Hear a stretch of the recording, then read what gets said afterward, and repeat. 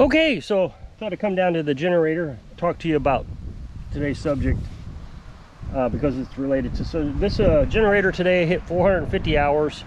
I bought it October 26th. Here it is, what, January 17th or something like that. And 450 hours. I mean, so that we're running it a lot. Now that's always the case in the wintertime. I mean, look at today. And now, you know, we want to make sure that we don't freeze our pipes anymore, so I'm running that little heater sometimes at night. But that's okay. I mean, it was a inexpensive generator, and I really want to test to see how well we can do. You know, in the summertime we don't run these hardly at all, so it all adds up. You know, averages out, I should say. Now, I'm taking extra caution. I've talked to you about this on this generator. I'm changing the oil very frequently, every 25 hours. And I keep taking more steps and more steps to try to do that. I bought a magnetic dipstick, and it catches all the little fine particles. So engines wear. The entire time you're running it, metal is coming off of it. Now this doesn't have an oil filter in it, so it just splashes around in there. That oil now has those fine particles, kind of like a powder of metal in it, that just kind of lap away at the bearings and stuff. So the idea is put that magnet in there, and when it heats up, you're going to lose some metal, and that magnet is supposed to pick it up. And it is. You can draw that a line on your hand. It looks like graphite or pencil line on your hand as you wipe that metal off the dipstick. Another thing I'm doing is, you know, this calls for 10W30 oil. And I've decided that conventional oil. I've decided I'm going to run 5W30 because we run it in such cold temperatures. I want to make sure that if I ever have to, I can run it at sub-zero temperatures without any worries. Conventional oil gets you down to about, I think 10 degrees. I don't know, somewhere around there. Maybe it's 0 degrees. Regardless, it gets you down to a level. So when you read the label, it says 10W or 5W. That's winter oil. So the lower the number, the lower the temperature can go. So 5W can go like to -10 degrees. So I figured if I have to run the generator, if I had to start the generator, let me say that. If I had to start the generator at -10 degrees, that 5W is going to cover me. The 30 is just running temperature. So after the engine heats up, the 30 takes over, is the best way to look at that. And I'm also running synthetic. Now when you run synthetic, make sure you run conventional oil at least for the first 5 or 10 hours of your break-in period. And the reason is the synthetic oil is so good at filling in the little microscopic holes in the cylinder walls that the rings can't really ever wear in correctly. The first 5 hours, it's going to have to wear in and find all those little spots that it's going to have to drag up against it for the rest of its life. So if you use synthetic oils too, and you'll never find that groove. And it could cause smoking and that kind of stuff. So just be sure, first 10 hours you use, I guess, 10W30 conventional oil. And then you can switch over to a 5W30 synthetic oil. And the synthetic oil is just going to clean the engine better. It's not going to leave near as many carbon deposits. It's going to be slicker. The molecules of conventional oil vary in sizes. You have big, thick molecules and then really tiny molecules. So the little tiny molecules get into all the little bearing areas that you want them to get into, but then when they get saturated with dirt, they're useless now. So even though your oil is not wore out because the bigger molecules haven't gotten dirty yet, the little ones are all used up. So when you use synthetic oil, it's all little molecules. So you're using all the oil now to clean. Another thing I'm doing, instead of waiting 50 to 100 hours to change the oil, this says change oil every 100 hours. Champions, I think, say 50. I'm changing every 25 hours. The oil still looks pretty clean when I dump it out. And that way, it never gets saturated with dirt, never gets saturated with metal, even though now I'm using the magnets, I won't have that problem. And I fully expect this thing's gonna last a very long time. I've told you in the past, the Power Smart lasted probably 2,500 hours, somewhere around there. It's a guess. I'm not even sure it's a really good guess, but it's a guess. With this one only being a few months old and it's already got 450 hours on it, you know, that one was 3 years old, so it may have had 3,000 or 4,000 hours on it. Anyway, it started smoking. The rings gave up. So I think with the synthetic oil, the rings should last long. Now, I have to run this quite a bit. I want to make sure I keep the temperatures high enough, especially in the wintertime, when it's running, so the oil can do its job. So at night when I run that little heater, this thing barely is revving. It's still, the oil is just getting up to, you know, room temperature. It's not really getting to its operating temperature. So I also turn on the charger at 10 amps. That gives me, there's Girly. So that gives me a little bit more run speed. So both items are running at night. It's a little bit of waste of gas, but it'll save the generator. Now, people wanted to know why I'm using different oils in different situations.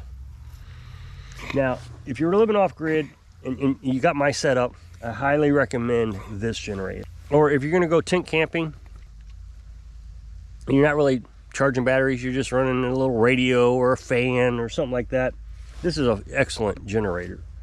I really like this generator. I love these small generators. And they save gas. When you get into the other generators, like the Champion that I have, you know, that stuff's up 1,000 watts. That means just running at idle speed like this, you know, running at eco, you know, you got your eco switch here where you can turn it on and off. Running at low speed, you're using more gas on that big one than you are this one. So I would prefer to use it because I'm saving so much gas. But I use those Champions and I really have to push them. Now, I told you in the past that I ran it to run the well, and running on propane, they get hot. Propane just runs hotter. And so since it's running hotter, that means the valves, no, the camshaft lobe and the tappets are getting hotter. And so they wear. And so that old generator, I wore the tappets, or the camshaft lobe. And the metal was in the oil. It turned the oil gray. I saw it. You saw it in the video. Well, I don't run the well anymore off those. I can run that off the solar panels now. I've got a good setup. I got to watch that dog. She didn't go on the wrong property. She's getting She's getting where she's exploring more and more. I don't like that. So so I tried to recover it. Of course, I could just change the cam, but you know, that could cause more problems than it's worth trying to rebuild an engine, especially since, you know, the bearings maybe wore out and all those things. So I switched oils and I went to a 5W40 diesel oil. You'll see that says diesel, zinc. And you can't run zinc in a car. The catalytic converter, they just won't let you do it anymore. But these do not have rollers on its tappets for the valves. These run metal to metal, so there's no bearings. So you got to find that lubrication in between the two. That zinc actually creates a thin film of metal that will wear off before it wears the steel of your lobe. Girly, come back. Girly, come on. Girly. There she goes.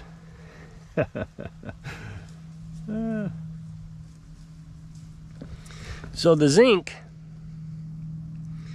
like I said, creates a film in there, and so that will help prevent it from wearing those out. This is only in high heat situations. Now, I know there are tons of RVers out there running their air conditioners for hours on end in high temperatures, and the air conditioners hardly ever shut off on these propane generators. I've seen it on YouTube videos. And so these generators only last 500 to 1,000 hours. I don't suggest you do that. If you're going to run an RV, I suggest you get this.